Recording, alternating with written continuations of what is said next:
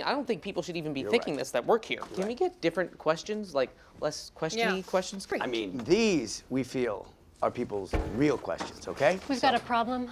Logan wants to see you in his office. Now? Hey guys, Pete here. This will be my Succession Season 3, Episode 3 breakdown. And I've got to say, I think these might be the best 2 back-to-back episodes in the series so far. You could make an argument for last season's Panic Room and Turnhaven, and I think the 2 season finales are the best episodes overall. But the 1-2 punch of Mass in Time of War and the disruption this week has the show reaching new levels, and you love to see it. The Kendall saga is just the tip of the iceberg. How completely self-absorbed he is making me hate him. His move at the town hall making me root for him. Shiv's retaliation making me feel bad for him. And then still sort of managing a win at the end. After taking it all in, I'm just really happy in my headspace, and I hope they're happy in theirs. Real quick, this video will contain spoilers if you aren't caught up through the 3rd episode of Season 3, so this is your chance to leave. And with that out of the way, let's get into it.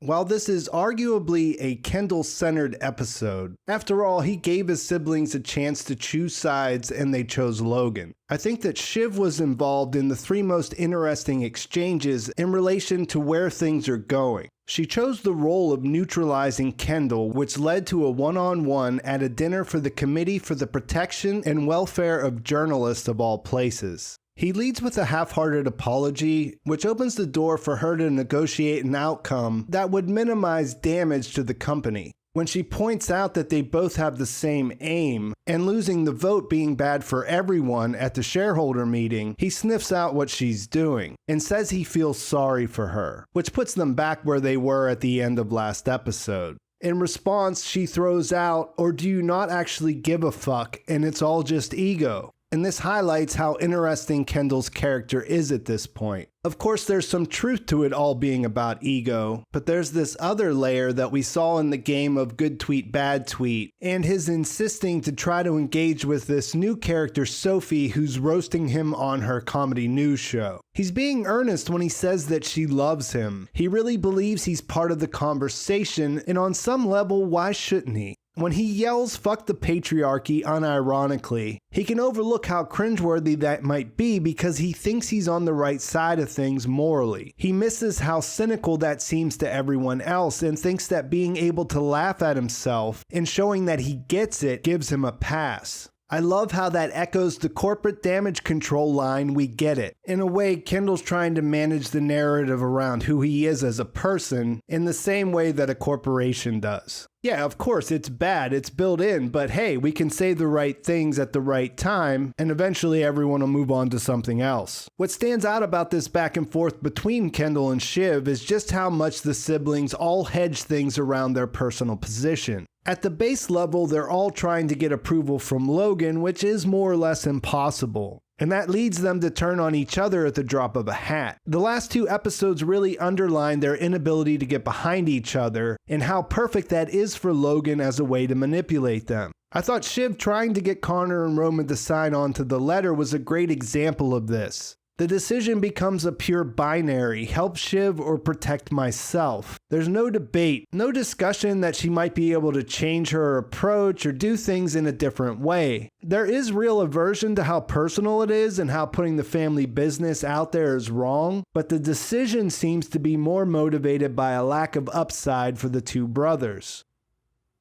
The next big moment involving Shiv was just after this when she goes to see Logan and tries to get an idea of how bad this situation with cruises could turn out to be. When she points out that the government has an unbelievable amount of leverage at its disposal, the law, he lays things out for her. He says, "The law is people, and people is politics, and I can handle a people." And again, why shouldn't he believe that? Everything in life is transactional for him, even his marriage, as we saw in this episode with Marcia returning, or at least negotiating the terms of doing that. And so what stands out in this conversation between Shiv and her father is what his strategy will be. The final pivotal conversation for Shiv is with Tom. He talked to his friend and laid out in hypothetical terms what he was involved with, and learned that it is likely he'll have to go to jail if things get out. The setup here with Tom being drunk and having just had to help their dog Mondale pass some of Shiv's pantyhose that he tried to eat was perfect, in that it gave him a chance to deliver the line, "Mondale's not well. Mondale's unsettled," before laying out a pretty serious situation. Initially, Shiv tries to dismiss the idea of him offering himself up as a fall guy to Logan, but then she reconsiders, saying that it would never come to that, but this could be a good idea because he would bank some gold with Dad in the process. He goes through with it, and Logan echoes his daughter, saying that it would never come to that. But he does look impressed at Tom coming forward and offering himself up, asking for nothing in return, which kind of shows that Shiv was right. Why this seems important, though, is it makes Tom a wild card. He definitely can't feel as confident as they do that he won't go to jail because he's the one that would actually have to go to jail. I don't think that this was a setup or a test, like he asked her to see if she would protect him or stand up for him or something like that. But I do think there's a limit in how far he'll go to be a yes man in this situation. He does have that other side of him we see come out when he deals with Greg and the people that work under him. We saw him put Greg in a terrible office as punishment for siding with Kendall earlier in the episode. So at the very least, he'll try to pass the blame off onto someone else, and he certainly could try to do something more dramatic. He also went straight to make a call, which is likely a number for a personal attorney that his friend gave him the night before, which makes his story really interesting going forward.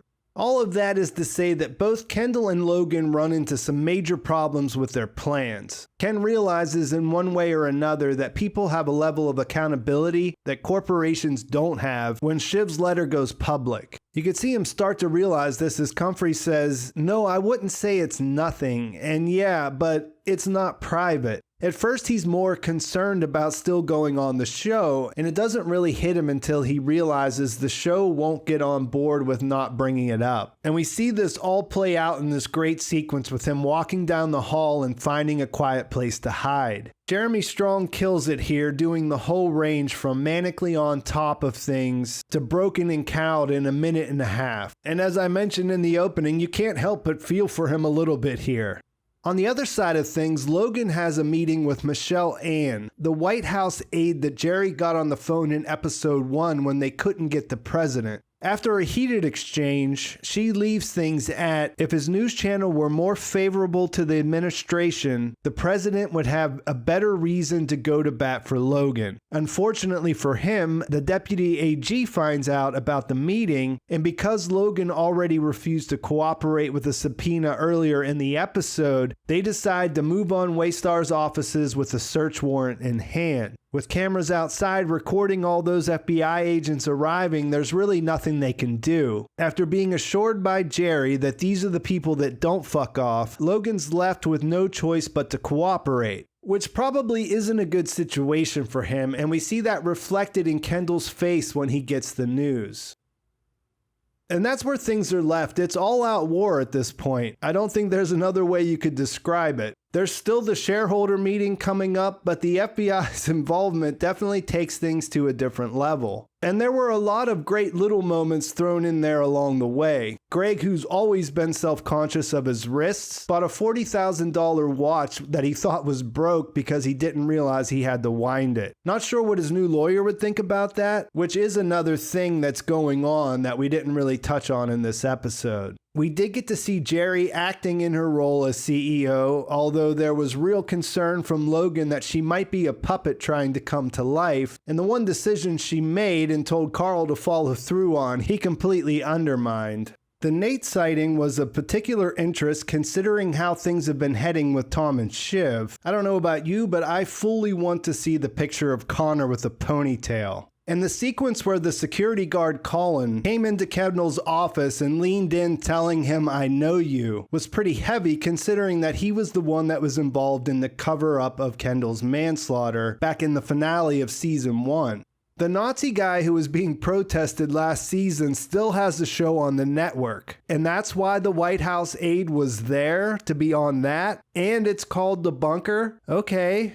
Also, the fact that Logan called the president the raisin to his aide really makes me want to know what's going on there. This definitely seems like something he's going to rely on later if the feds start to get close to him personally. I mean, part of the premise of this show is that a guy like Logan Roy is somewhat above the law, right? Also, I saw a lot of people saying they thought Tom was behind the donuts and that he might have been the one that tipped off the FBI. Honestly, I don't think either one of those makes sense, but Tom may be in a different place next week after the raid went down. And I did love his handling of the announcement at the dinner party for the advertisers that they were being raided. All of the corporate damage control stuff was a joy to watch in that it all did a pretty good job of showing that no one involved cares about the very real crimes that were committed. It's all spin, and that did make Kendall's use of Nirvana's Rape Me hit home. Really effective track selection there. It sets up the crushing letter from Shiv later, and you can kind of understand where each of them were coming from. Both of these felt like escalation beyond the normal squabbling between the family members. And we're only 3 episodes in, so there's room for this to get pretty insane. We still don't really know much on the legal side of things from Kendall, besides that he hit up his high-powered lawyer to see if they could get a raid, which went over about as well as his ill-advised meeting with the writers on the TV show. She did mention that they were negotiating a queen for a day situation where he'd have immunity, which that could be huge, but honestly, it's hard to imagine him being able to find a way to sink Logan without taking the company down at the same time.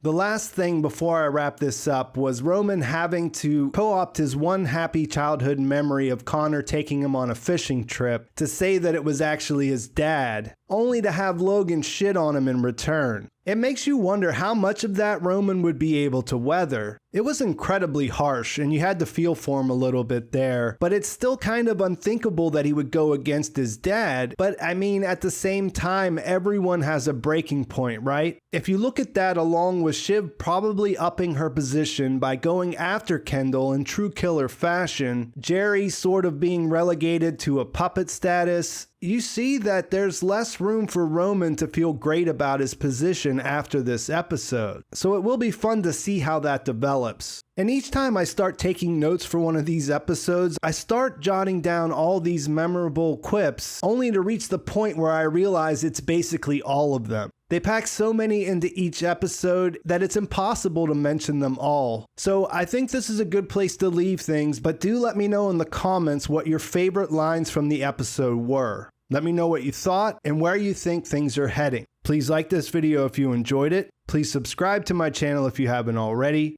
And thanks for watching. I'll talk to you soon.